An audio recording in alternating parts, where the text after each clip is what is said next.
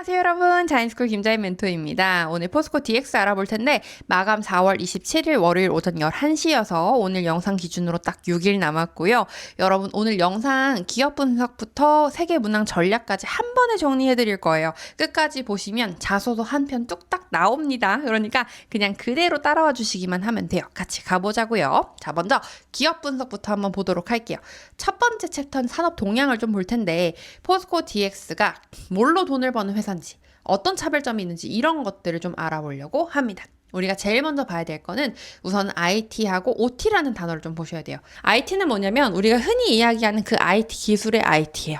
인포메이션 테크놀로지라고 해서 컴퓨터, 서버, 소프트웨어, ERP 이런 것들처럼 우리가 이제 어떤 사무실에 가면 그 사무실만의 좀 IT 솔루션 같은 것들 쓰잖아요. ERP 프로그램 같은 것들.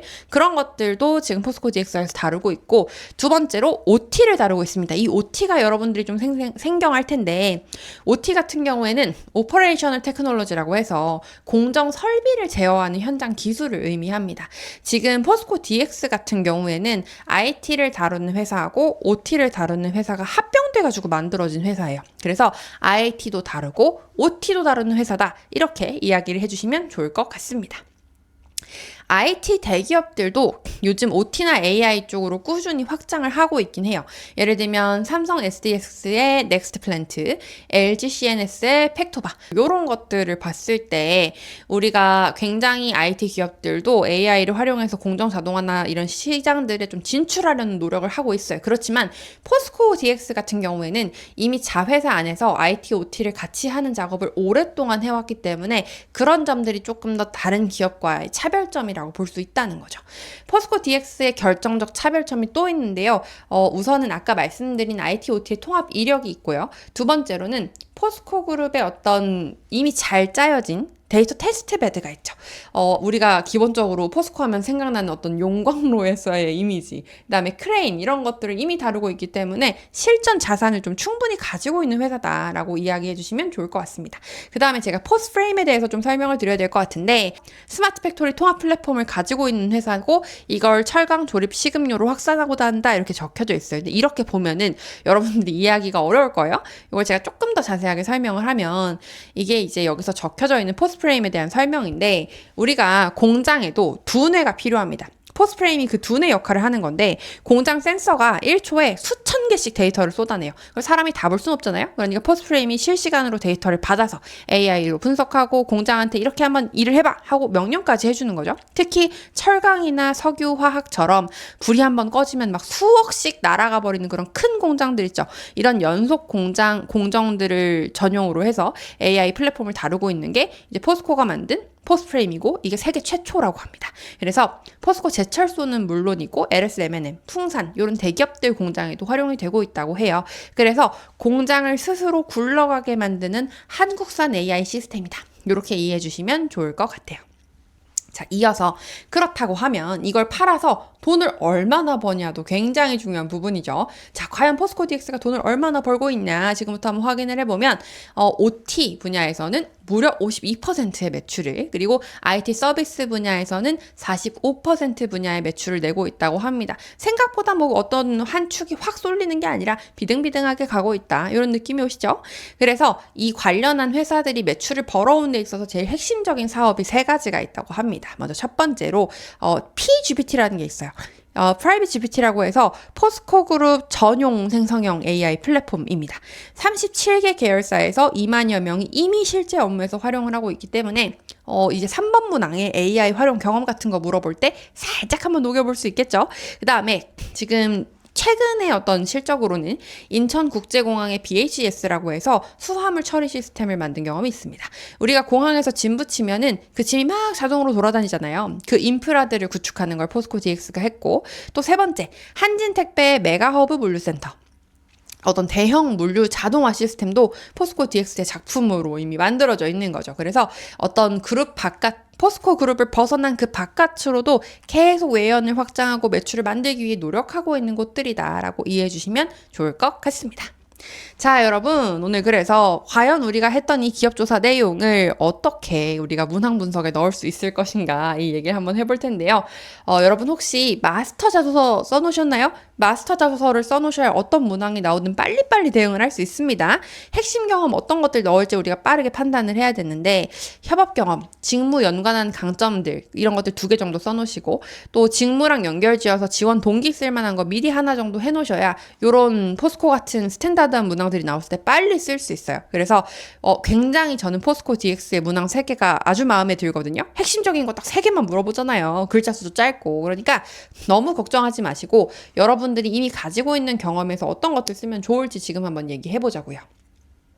자, 먼저 1번 문항입니다. 1번 문항에서 뭘 물어보는지 보니까 포스코 DX에 지원하게 된 계기와 해당 분야에 관심을 가지게 된 이유를 구체적으로 설명해달라라고 이야기하고 있어요. 여러분들 지원 동기 물어보는 거 되게 싫어하는 거 저도 알아요. 지원 동기 문항 너무 어려워하시는 거 제가 아는데 지원 동기를 쓰는 방법을 너무 어렵게 생각해서 그래요. 예를 들면 해당 분야에 관심을 가지게 된 이유에 대해서 뭔가 내가 과거에 어떤 프로젝트를 하면서 이런 동기를 가졌다고 얘기를 해야만 될 것 같고 이런 생각이 들죠. 하지만 막상 여러분들 머릿속에 있는 거는 이제 지원 동기 생각하면 야 이놈들아 내가 왜 지원했겠니 내가 돈 벌려고 지원했지 이런 생각밖에 안 들 거예요.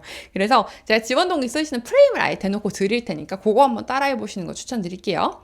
제가 지원 동기 쓰시라고 조금 권해드리는 프레임을 설명을 드리면 우선은 회사에 대한 기업 조사가 반드시 들어가야 되고 그 회사의 기업 조사와 연관지어서 이 직무에서 내가 할 수 있는 기업 포인트가 뭔지를 적어주시면 돼요. 이를 통해서 내가 IT 회사가 진짜 많은데 왜 하필이면 포스코 DX에 지원했는지를 어필해 주시는 거죠. 이렇게 말해도 이해 안 되죠? 이제 조금 더 자세하게 한번 파고 들어가 볼게요. 그냥 이렇게 쓰시라고 제가 구조를 드리겠습니다. 어떻게 가냐? 이 600자를 쪼개서 우선은 첫 번째 부분에서는 기업 분석에 대한 내용을 좀 언급해 주세요. 기업 분석에 대한 내용을 언급해서 최근에 이제 포스코 DX 조사하시면은 포스코 DX가 AI 네이티브를 선언했다. 이런 내용들이 나올 거예요. 그래서 AI 네이티브나 IT 플러스 OT를 하고 있는 회사다. 아니면 피지컬 AI 요런 어떤 기업 조사 내용들을 넣으면서 너희 회사가 최근에 이러한 발전을 하고자 노력하고 있지. 그래서 어떤 역할을 수행하는 이 직무의 담당자의 역할이 앞으로 더 커질 거라고 생각해서 지원했어 라고 담백하게 말씀하셔도 괜찮아요. 그래서 이 내용들을 합쳐서 1번, 2번을 합쳐서 대략적으로 한 250자 정도를 쓰셔가지고 여러분들이 너희 회사의 발전에 내가 이런 부분에 기여할 수 있을 거라고 생각했어 라고 담백하게 적어주셔도 전혀 상관없습니다. 그래서 이 역할에 기여하기 위해서 이 직무에 기여하기 위해서 내가 어떤 역량을 길러왔고 이 길러온 역량을 통해서 너희 회사의 이러한 발전에 이바지할게 라는 식으로 한 350자 정도로 마무리를 해주시면 이제 600자가 딱 나오는 구조가 되는 거죠. 여러분들이 막 내가 어렸을 때 어떠한 수업을 들었을 때 뭐 관련한 IT 솔루션 이런 것들을 체험해봤고 막 이런 것들을 매번 쓰려고 하면은 지원 동기 쓰는 게 정말 괴로워져요. 왜냐? 내가 가지고 있는 경험이 한정적이니까. 그래서 그 경험에 의존하지 마시고 직무에 대한 어떤 정확한 이해 그리고 이 회사에 대한 이해를 더해서 너희 회사에서 이 직무의 역할이 더 커질 거고 내가 이 직무에 완벽한 그런 역량을 길러왔기 때문에 지원했어. 내가 너희 회사의 이 직무 담당자로서 이런 부분의 성장에 기여할게 라고 차라리 드라이하게 얘기하세요. 그러면 훨씬 더 지원 동기 쓰는 게 편해집니다. 왜냐면 지원 동기를 쓸 때 기업 조사하고 그 기업에서 이 직무가 어떤 역할을 하는지만 파악하면 되니까. 그래서 그걸 가지고 연결할 경험 하나까지 해가지고 요 3가지 구조로 지원 동기 마무리하시는 걸 추천드립니다. 그 다음에 그렇다고 하면 이제 또 이런 질문이 들어와요. 선생님, 그러면은 어떤 기업조사 내용을 써야 돼요? 기업조사 진짜 많이 했는데 이거 250자 이렇게밖에 안 된다고 하면 뭐 써야 돼요? 제가 뭐 써야 될지 예시도 들어드릴게요.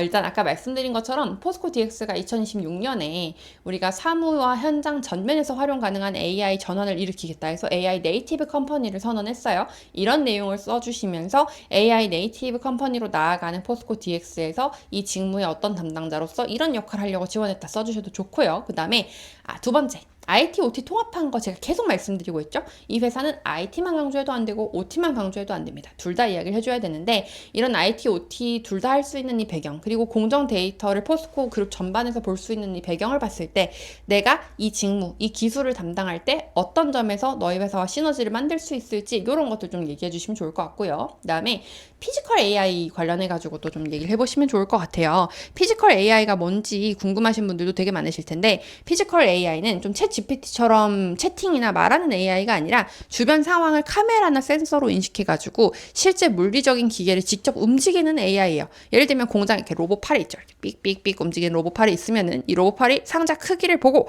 혼자 알아서 이렇게 뭔가 집어 올린다든지 크레인이 어디로 가야 할지 스스로 판단해서 움직인다든지 좀 이런 것들을 하고 있고 포스코 DX가 이걸 잘하고 싶어서 최근에 피지컬 AI하고 관련된 엔비디아 MOU까지 맺어놨습니다. 그래서 AI 직무 쓰시는 분들 있죠. 그래서 AI 직무 쓰시는 분들이라면 이 방향도 조금 더 어필해보시면 좋을 것 같아요. 그리하여 여러분 지금 이 지원 동기 쓰실 때 또 주의하실 거 한 가지만 더 잔소리 하나만 더 할게요.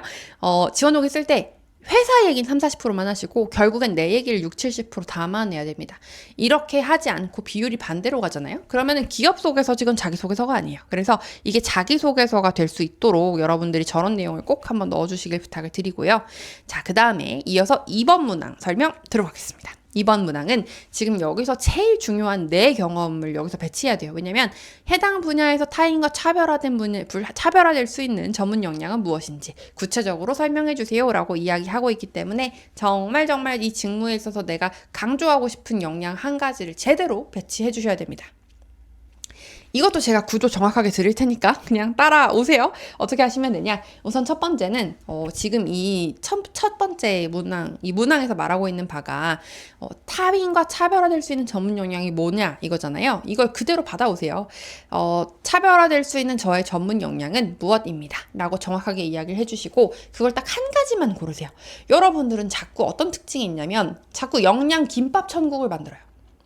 역량 김밥 천국을 만들어가지고 저는 협업 역량도 있고 리더십도 있고 자기개발도 할 줄 알고 전문 역량도 있고 뭣도 있고 자꾸 이렇게 김밥 천국을 만들려고 하는데 그러지 마시고 여러분 제발 한 가지만 제대로 이야기하셔야 됩니다. 특히 600자라면 더더욱. 그래서 두 가지식으로 여러분들의 어떤 역량을 정확하게 이야기를 100자 해주시고 그 다음에 스타 기법을 통해서 350자 정도의 분량을 할당해서 내가 어떤 노력을 통해서 저 역량을 길렀는지 설명하신 이후에 포스코 DX와 연결 지어주면서 마무리하시면 완벽합니다. 그래서 이제 직무별로 연결하실 기업 데이터 여기서도 좀 추천을 드릴 텐데요. 설비하고 제어 직무에 도전하시는 분들은 뭔가 그 기업 조사 관련한 내용에서 인텔리전트 팩토리를 좀 포스코 DX가 도전하고 있다는 거, 그리고 앞에서 설명드린 포스프레임 얘기해보시고, 두 번째로 R&D나 연구 직무 지원하시는 분들은 AX 융합 연구소라는 거를 포스코 DX가 하고 있어요. 그래서 이 부분 한번 찾아보시고요.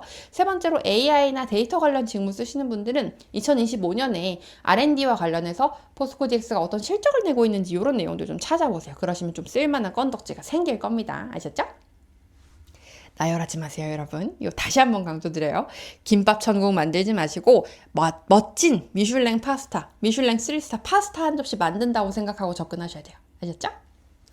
이어서 좀 가보자면 마지막으로 3번 문항입니다. 3번 문항은 여러분 이거 너무 어렵죠? 생성형 AI 도구를 활용해서 생산성을 높이거나 더 나은 결과물을 만들어 본 경험을 구체적으로 설명해 주세요 라고 이야기가 나오고 있어요.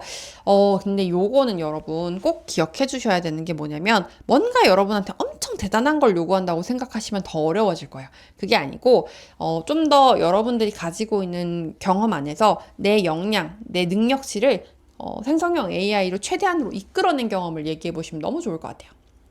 그래서 저는 챗 GPT로 자료 조사를 했습니다. 이런 거 쓰지 마시고요.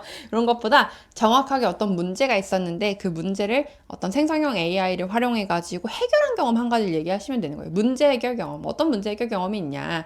요거를 제가 좀 예시를 들어드리면 일단 제가 생각했을 때 좀 크게 3가지 정도 방향을 이야기할 수 있을 것 같아요.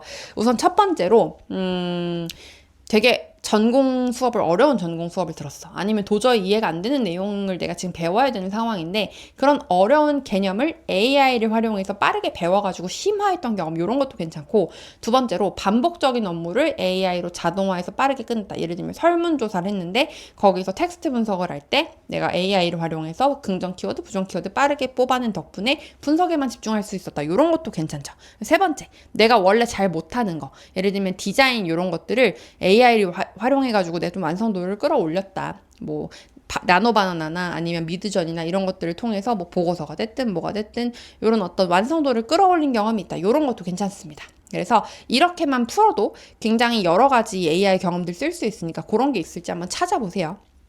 그리고 실제로 이걸 작성으로 넘어가시게 되면은 내가 어떤 문제 상황이 있었는지 100자 정도 이야기를 하시고 그 다음에 그래서 어떤 도구를 활용해서 어떻게 접근해서 이 문제를 해결했고 그 결과가 어땠는지를 이야기해 주시면 됩니다.